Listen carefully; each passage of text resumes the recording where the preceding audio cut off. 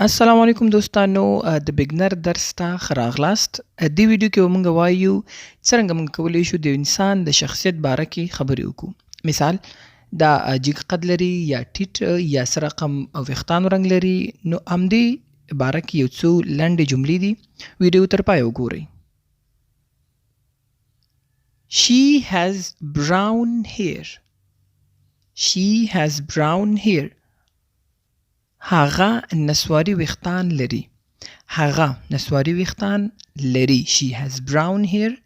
هغه نسواري ویښتان لري. She ښځه رفر کیږي.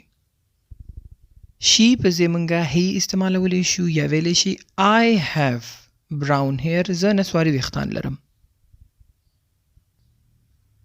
He is chubby. He is chubby. هغه غټ دی. هغه غټ دی.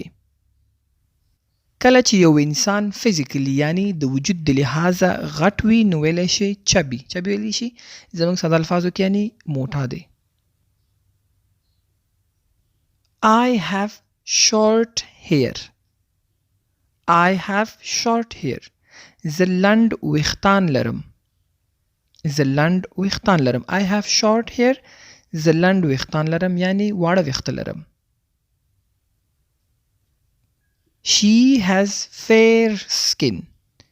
She has fair skin. هغه ښکلی پوستکی لري یعنی هغه ښکلی مخ لري. کله چې د یو انسان د مخ پوستکی ښکلی پاکي هغې ته fair skin ویل کیږي چې یعنی ښایسته وکې راځي.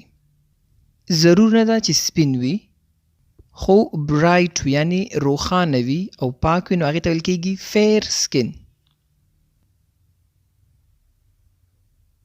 He has a beard. He has a beard. هغه ږیره لري. هغه ږیره لري. I'm not tall. I'm not tall. زه لوړ نه یم. I'm not tall. زه لوړ نه یم یعنی زه جګ نه یم. She is tall. She is tall. هغه اوږده ده یا هغه لوړه ده. هغه اوږده ده. موږ کولی شو چې د هی په ځای شي استعمال کړو، شي په ځای هی استعمال کړو. I have curly hair. I have curly hair. زه تاو شوي ویښتان لرم. I have curly hair. زه تاو شوي ویښتان لرم. زیاتره ورته تاو شوي ویښتان وایي، څوک ورته ګورګوتي ورته هم ویلی شي. He has average height. He has average height. هغه منځنی قد لري. He has average height. هغه منځنی قد لري یا هغه درمیانه قد لري. average چې ډېر نه جګ وي نه ټیټ وي. He is skinny. He is skinny. هغه وچ دی. skinny ویل کېږي وچ کس ته، نری ډنګر ورته ویل شي. He is skinny. هغه وچ دی یعنی ډنګر دی. They look alike. They look alike. دوی یو شان ښکاري. They look alike دا یو شی یعنی ښکاري، یو رقم ښکاري.